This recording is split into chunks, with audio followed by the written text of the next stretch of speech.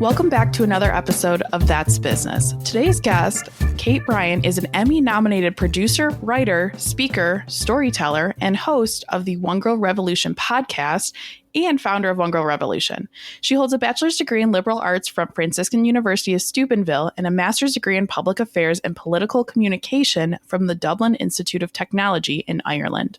Kate worked in public relations and media for 15 years and founded One Girl Revolution in an effort to tell the stories of everyday women and girls that are so often ignored, forgotten, and marginalized.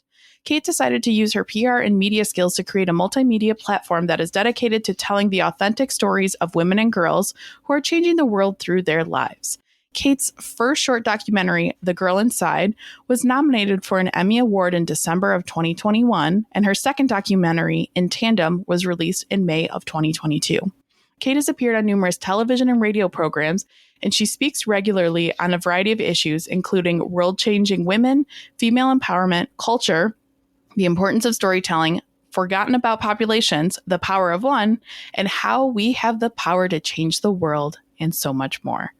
Kate, every time I hear your bio and all the greatness you've done, I just sit here with my jaw dropped like, can you be any more amazing? And you're just so impressive. So thank you for agreeing to be on this podcast. I'm so excited to have this conversation. Oh, thank you so much, Angela. And you are so impressive. And I'm just so honored to be on your podcast. I love listening to everything, all the guests you have and following everything that you're doing. So I'm just honored to be a part of the fold now.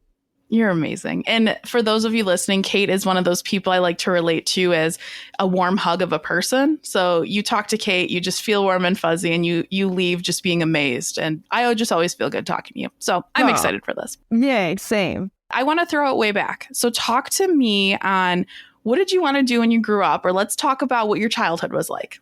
When I was little, I wanted to be a doctor for the longest time. So I was born with a really rare immune deficiency. They didn't find it until I was 4 years old. When I was 4 years old, my sister also has it, and she was a baby. We were diagnosed at University of Michigan with something called Job syndrome. Job from the Old Testament, Job from the Bible, and people remember if they're familiar with his story, he suffered greatly. So they named it Job because people that were diagnosed with this syndrome would be hospitalized 6 to 8 times a year. They had all kinds of, I had terrible eczema as a little kid where I would just, my face was red and I would itch my hair out. So people oftentimes thought I was going through chemo as a little kid, but I just had Job syndrome and I was a really happy-go-lucky, feisty little kid. I was very opinionated. My parents used to say that I was either going to be the dictator of a small nation or the CEO of a Fortune 500 company when I was 4 years old. So that will give you a little insight into the type of person that I was. And it's probably not surprising because now you've gotten to know me. And my siblings could tell all kinds of stories of me being the ringleader, getting into trouble, but also I would keep them all out of trouble. And so my parents would just kind of witness that and giggle about it. And like, you know, I was a spicy little kid, but I suffered a lot as a little kid and was hospitalized numerous times and was constantly at University of Michigan for all of these studies because when we were diagnosed, there were only 25 documented cases in the world. And today there are only 250 cases in the world. So Wow. It still is very rare. They still don't know how to treat it. They don't really understand it. And mainly my sister and I, we've done a lot with our own health. So while I never became a doctor, I really have learned a lot about health and wellness and different supplements and eating habits that have helped us. And so we haven't been hospitalized since we were little kids. But that's all to say that I never became a doctor. But I still have always kind of kept that interest in medicine and even just like health and wellness, and then also helping people. You know, as a little kid, I wanted to become a doctor because I wanted to help people and I wanted to become a pediatric doctor and help other little kids. I remember going to University of Michigan and oftentimes we would be put in the chemo unit because they didn't have any unit for us for Job syndrome. And so they would often put us with all these little kids that were like Make-A-Wish Foundation kids. And like, it's just heartbreaking seeing these little kids that were suffering. And so I always wanted to do something to help. But now I've kind of found a new way to help people through One Girl Revolution and to highlight stories of people that are often forgotten about. And I think, you know, people in hospitals are a forgotten about population. We don't, unless our family member is in the hospital or our family member is a child going through cancer or our family member, no matter what age they are, is going through cancer, like we don't often relate to those stories. And so what I'm doing with One Girl Revolution is really highlighting stories to open people's eyes, to open all of our eyes to things that are going on in our world. I love that because it is so interesting. And fun fact, I don't know if you know this about me, but I went to Catholic school up until high school. So I know all Bible left and right. And I've never met someone that had Job syndrome. So this is really crazy. I didn't realize that. Yeah. And 2 of us are in Michigan, 2 of the 250, what? Which is crazy that you and your sister. Now, I'm just curious about this. Obviously, they don't know where it comes from, I'm guessing, but do they have some type of guess or I guess hypothesis of where this comes from and how you and your sister both have it?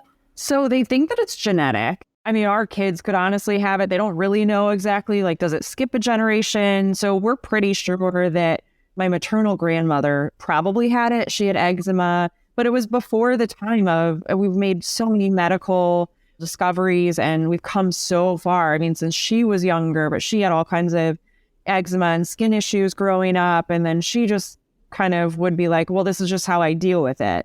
And my sister and my mom was a woman before her time. She was like, before Whole Foods was a thing and Trader Joe's and like organic food, my mom was like finding the little co-op and taking BHT and MSG, any kind of chemicals out of our food as little kids. And she just ended up changing our lives and she saved our lives, honestly. Now we have all of those resources, but I think in my grandmother's time, most likely she had it. It probably skipped a generation, came to us. So most likely it'll skip a generation. So our grandchildren could have it, but they still just don't really know because I'm actually on a Facebook page about Job syndrome and there are people around the world that have it or they have a family member with it. And it's so fascinating to read their stories because even I know there's one person in Israel that their child has it. And so it's going to be really interesting, I think, even in the next 10 or 20 years to see how research on Job syndrome, but also on so many other things, like where we go from here, because there's so much going on in our world and even, cancers. I know so many different cancers. My mom had cholangiocarcinoma and passed away in September of that, but that's a really rare cancer that they don't really know anything about. And so I think 20 years from now, it's going to be fascinating to see how medicine continues. Well, I've learned, and I have a few friends that actually have MS, like young, like got diagnosed in their 20s, and someone found that it was a link to like a certain population of Eastern European women in Italy, like linked way back. And there's now like finally research on it. And 2 people that I know that have it both like fit in this category. And one's in Pennsylvania, one's in Michigan. So it's just like, it's interesting to see what research will come of this and kind of track. And I love that you're putting this out there to be on more people's radar because it wasn't on my radar. I heard about it like, in Catholic school, but I'm like, what is that? So it's so interesting. And we need to talk about these things in our lives too. I remember seeing there was a show on Discovery and they were covering like really rare medical issues that people had or medical things that they had. And there was a little girl that was 7 years old that had Job syndrome. It was the first time, Angela, that I had ever heard Job syndrome talked about outside of my family, and that was probably 5 years ago. And so I think it's really interesting to get that research. And I'll be curious, like you mentioned about MS, like they haven't quite figured out exactly where Job syndrome comes from and like, what are kind of the connecting dots to people that have it. But it's going to be interesting. Now, transitioning topics on this, where did you have that?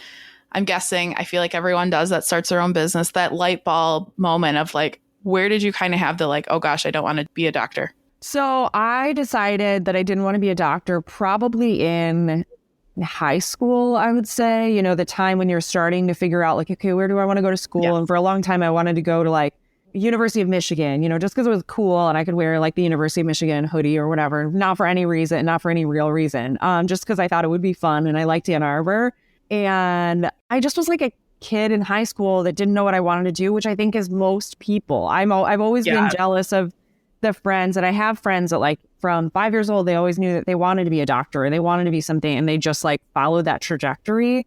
And that was never really me. And I never really loved school. So I think in high school, once I started realizing how long you have to go to school to become a doctor or do anything in medicine. I was like, no, nah, I'm good. I don't need to be a doctor.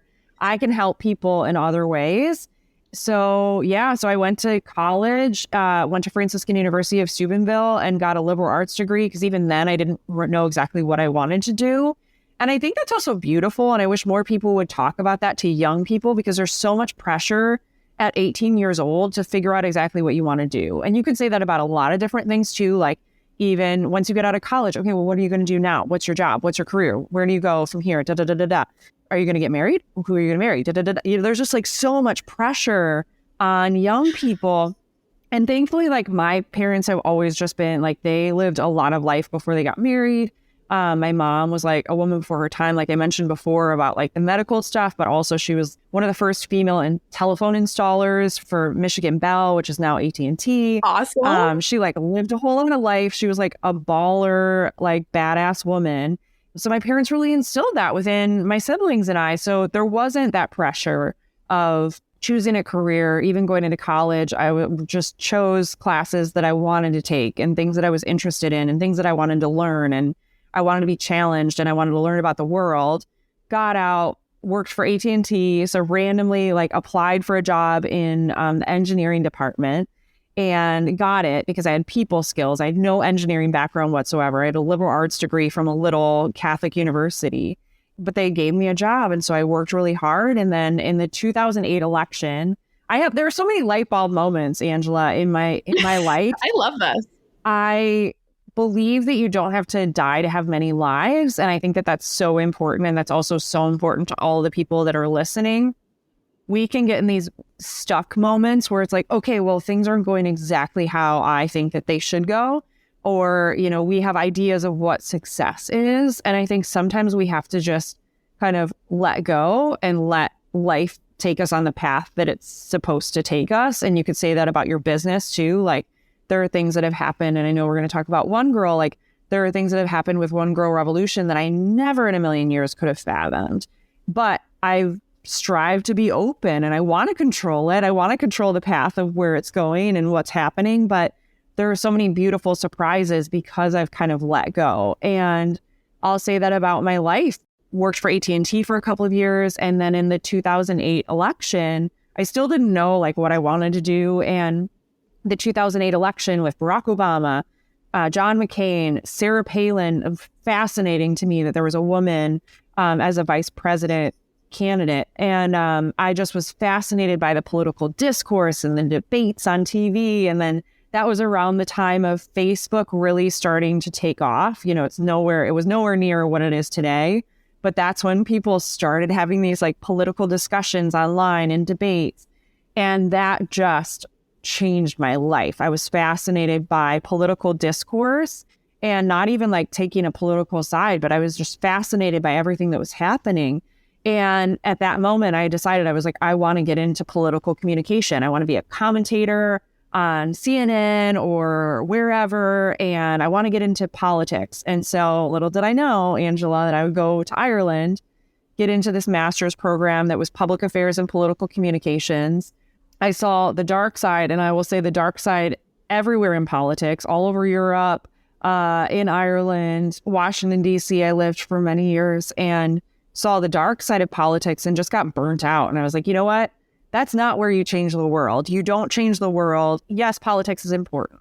Yes, everybody's beliefs, they're important. Like, you should stand for something. It's important to vote. Like, I'm not saying that.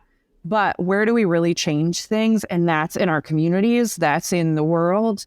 That's with our neighbors. We need to change things in the world. And so I lived in Ireland for a couple of years, worked in public affairs and political communications, but also did PR for different companies over there.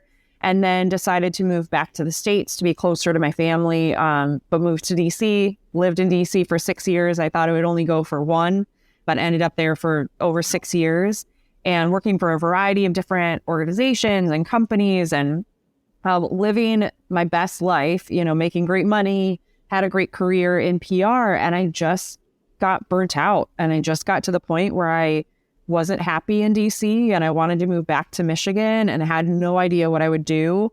Coming back, I could obviously like apply to a PR firm here, but I didn't want to work in a PR firm anymore. I was burnt out by that.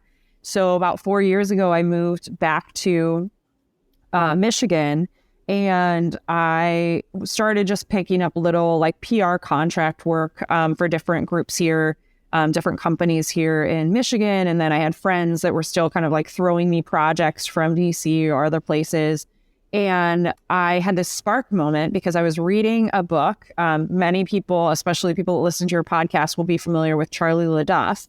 And he wrote this great book about Detroit. So it's an autopsy of Detroit. And he tells all these like wild stories. And he's an eccentric character anyways. If anybody's seen an interview with him on TV, like he's very eccentric. I appreciate a lot about him, but I really loved this book that he wrote about Detroit. And a friend had given it to me when I was moving back to Detroit. And so I'm like reading it, trying to figure out where I'm going to be or what I'm going to do, or should I just keep doing PR? And I landed on this line in his book, and he talked about the two phrases on Detroit's flag that are in Latin. I've never paid attention to them. I studied Latin in college, but never paid attention to the flag. And the two phrases are, "It will rise from the ashes," and "There is always hope." Oh. And Angela, the moment that I read those two phrases, I was like, I know what I'm supposed to do. I need to start a platform for women. Women always rise from the ashes. Like you look around in your friend group, Angela, you look around with colleagues, people in the world, people that we come across, like women are the most resilient beings in our world. They've come through hell and back. They have all these amazing stories to tell. And there aren't enough spaces for women's voices to be heard. And I knew from my own PR experience and my experience in DC, women, when it comes to media, are so often treated as political pawns, and we're politicized. Everything is divisive. So it's us versus them. And so at that moment, when I read those two phrases, I was like, I need to start something for women that brings women together, that focuses on our commonality. So we don't talk about politics. Of course, people's like belief system or their faith or other things like might come up because of course it's a part of who we are. It's a part of our stories. It's part of oftentimes why we do what we do. You know, why are you doing this good, you know, in the world, helping the homeless or helping survivors of human trafficking or survivors of domestic violence? We all have a reason why we do what we do, good and bad. That may come up, but I started One Girl Revolution as a space to highlight the stories of women and girls that are changing the world through their lives. And it started as a podcast. And I thought if I could just do 10 episodes of the podcast, that would be something to make a difference, make an impact. And instead, it's turned into 167 episodes of the podcast, 2 documentaries, an Emmy nomination, and it just continues to grow. So that's a lot. There were a lot of light bulb moments in there, but that's a bit about my story. And what did it feel like? I remember my jaw just dropping when I heard like Emmy nominated, and I whipped my head around at M3 to see. I'm like, who is this girl that's got an Emmy? Like, got an Emmy nomination? Who is this? So you were always on my radar, like from day one. But what did that feel like? Like, that's got to feel really good. Wow. It's still, Angela, it's one thing that I never in a million years. And like I said before, like we a lot of times want to control how we think that our business is going to go. Yes. Or how we think that our life is going to go. And I am guilty of that every single day. But that's one thing I never in a million years could have ever fathomed that would have happened. Even on my like 10-year plan, I never would have been like, oh yeah, I want to get an Emmy nomination. Now I'm like, I want to win an Emmy award. You know, now it's on my radar. Right. But I think that's the beautiful thing. Like The Girl Inside, which is our documentary that's on YouTube. And I know that you'll put it in the show notes or whatever, but I encourage everybody to watch it. It's only 10 minutes. And that documentary, I jokingly, but also very truthfully say that it was my baby because it took me 9 months to get clearance to take a film crew into Cook County Jail. Jails and prisons do not let film crews come in. Jails and prisons do not let just any random person come in. I literally cold called them. I had some amazing contacts and amazing people that were really helpful. But it took me 9 months to get clearance to take a film crew in. And then even the day that we went in to film the documentary, I didn't know who was going to be in the room. I didn't know what these women were going to be feeling like. Would they be closed off and shut down? Would they be excited to talk? Would they want to share about their life? And, you know, I think that the Emmy nomination is just such a beautiful example to the world that these women's voices matter, and that just to have the Emmys like recognize these women too, it just was such a success. And a couple of them I know of have gotten out of jail since then. And what a beautiful thing for them to put on their resume that they were in an Emmy-nominated documentary. And like, what a beautiful thing to celebrate these women and their voices and not look at them as, you know, what they did to get there. We didn't talk about that. I didn't ask them that. We'll say I knew what they had done generally because they had to, just for safety purposes, the jail had to let me know. Right. Which is an interesting backstory thing that I haven't really talked about. But they had to let me know who was in the room. But I didn't know which person did what, and I didn't want to know. I just wanted to know, who are they? What are their hopes and dreams? Like, you asked me, like, when you were a little kid, what did you want to be? What were your hopes and dreams? And so I think it's just validation. The Emmy nomination is not just validation for me and for One Girl Revolution that we're on to something, that there are good things happening, but also just validation for these women, but also so many forgotten about populations around the world too. Oh, that is amazing. Where are you taking One Girl Revolution now? Or what are you kind of working on now in the future? Yeah, so big things, really exciting. So we just hit 167 episodes of the podcast, which is amazing. All different stories, all different ages, all different backgrounds. For the most part, we focus on American women because I feel like a lot of times we hear stories of women all over the world who are making a difference, but we don't often hear about our neighbors, our sisters, our friends. And so I've been very intentional to focus on American women. We've done a few Canadian women because they're amazing women everywhere. And so I'm starting to kind of dip my toe into some other places as well. And I'm sure at some point we'll highlight some international stories as well. And it's not to exclude anyone, but I really want to focus on highlighting American women because I don't think that they are often recognized in the same way. And so we're going to continue the podcast in the new year. I'm so excited. I have some really big things planned there. We'll continue to do the one-off stories, but I want to do more discussion episodes. So even bringing women together, maybe even some past guests and then new guests to have discussions about a variety of different topics. I'm working on a series about violence against women and how we combat, that can be anything from domestic violence to the missing and murdered Indigenous women, to women who are survivors of human trafficking. And there's so many stories to tell. So the podcast will continue in the new year. I have big hopes and dreams for a Detroit-centric documentary. So I already have that one laid out, but it's just figuring out how to get the funding and how to make it happen. But I'm getting closer to that every single day. And then I have so many big hopes and dreams for One Girl for the next year, but next years to come. But I just hope to continue to highlight so many stories of women and girls. And I'll encourage your listeners to listen to the podcast, but also if you know of stories, if you know of women and girls that are making a difference in their communities or using their business. I love the social enterprise stories. And Amy Peterson, who I know you're going to have on your podcast, who runs Rebel Now, what an incredible social enterprise. So I love those kind of stories too, where someone is using their business to either help other people or elevate women's voices, or so many different ways to support women and support their causes. And so I'm always looking for stories too. I love Amy. Yeah, I know Amy's been just insanity right now. So we'll get her on. I don't know. It might be another year, but I love Amy. So yes, a lot of great places there.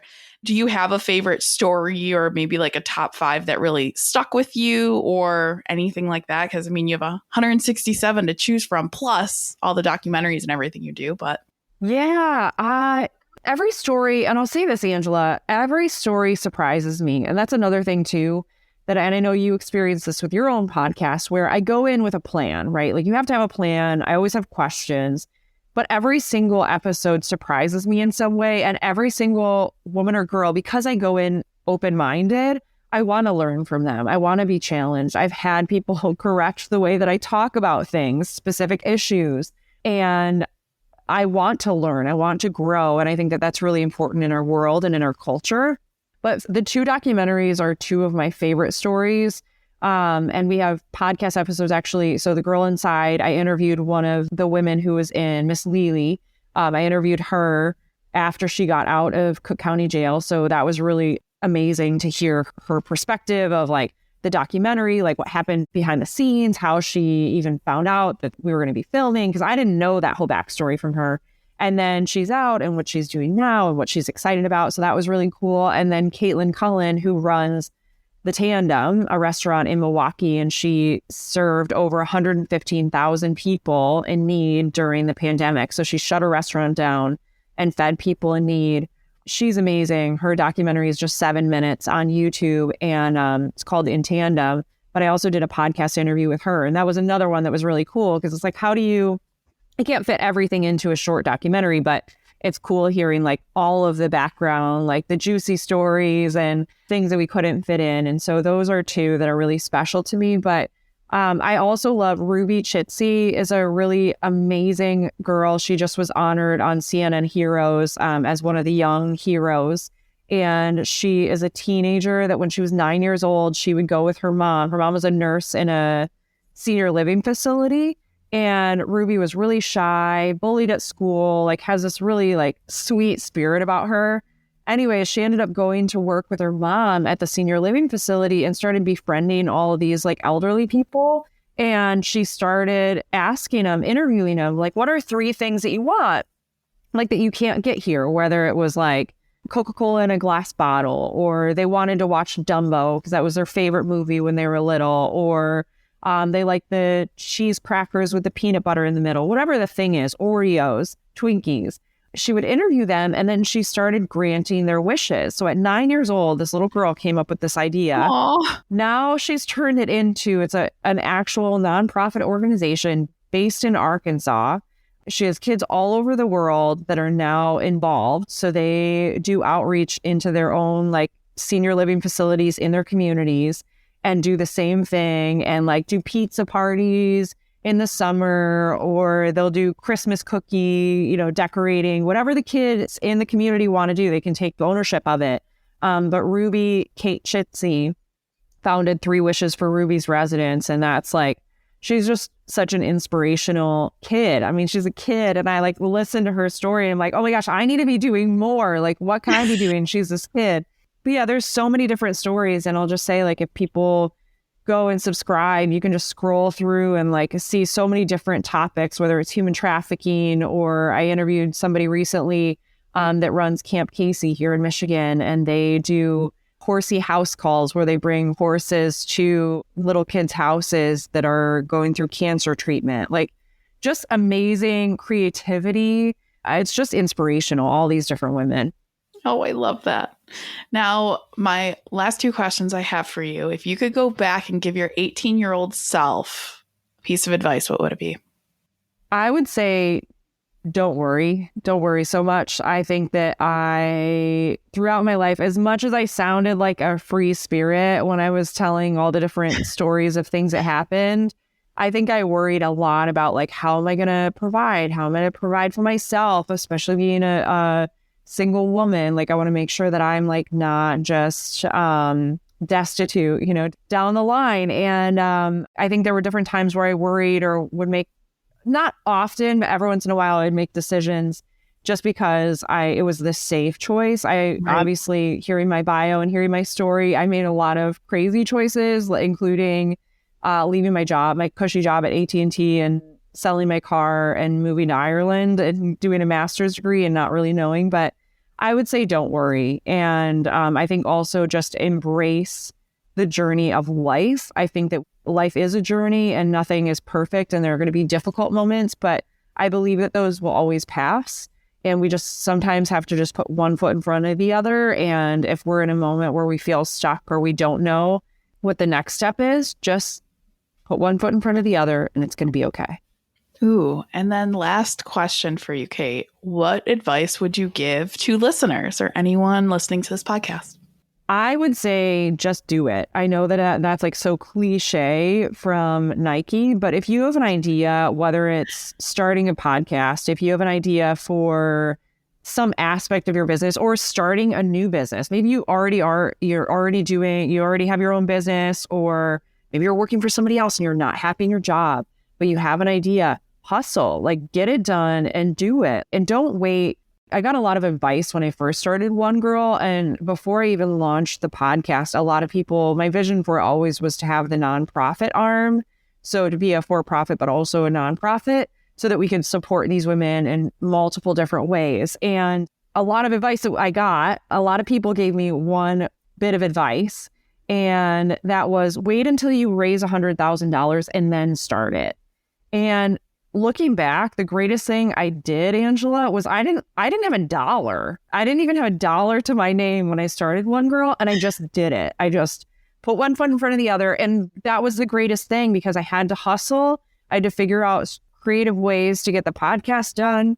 I've had to figure out creative ways to get the documentaries done. I am so grateful. For the rest of my life, I will be grateful to my friend Rob Kasmark, and I'll give him a shout out, who runs Spirit Juice Studios and Behold out of Chicago, who saw my vision for One Girl and believed in it. And we worked together on The Girl Inside and in tandem, and it wouldn't have happened if it wasn't for him and his team. They're amazing. But I don't think that even the documentaries would have happened had I waited. I think I would have done everything differently had I waited until I had $100,000 and then started. So my advice is just do it. Don't wait until the perfect time. There's not a perfect time. There's never going to be a perfect time. So just do it and just let it roll and see where it goes, because it will surprise you. It's like you were planted, because I say that on so many episodes that it's just like, I would have never started this company. I would have never started this podcast had my friend not harassed me to do it and said, you're making excuses and we're going to record next week and you're going to do it. And I'm like, okay, fine, we'll do it. But it's so interesting because you can't predict life. Nobody would have predicted a pandemic or just all the craziness that has ensued in the last 3 years now at this point. But it's just, great piece of advice, because I agree with it. And I'm just sitting here smirking this entire podcast for those who haven't watched the video of it. But it's just so funny because it's so true. And Kate, I'm so excited to see where you take One Girl when you have everything just 2 years from now and everything that it's just going to continue to grow. So thank you so much for being on this podcast, despite all the technical issues we had, but we got it done. So I appreciate it. We did. Angela, thank you so much. Thank you so much for having me. And I'm so grateful for this time and just grateful for all that you do. Thank you for everything that you do, including this podcast. It's a gift to the world. Oh,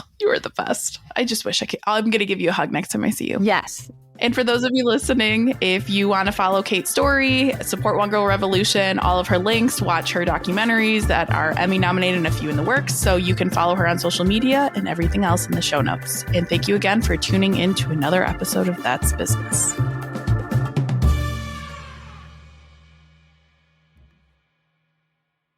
If you're looking for a career change and you're not sure where to start, the Resume Rescue can help. Sure, there's no such thing as the perfect fit for everyone, but here at the Resume Rescue, we're on a mission to find the perfect solution for you. Whether it's changing careers, updating a resume, learning LinkedIn, or practicing interviewing, we have you covered. Find us online at theresumerescue.com and find all of our contact info in our show notes.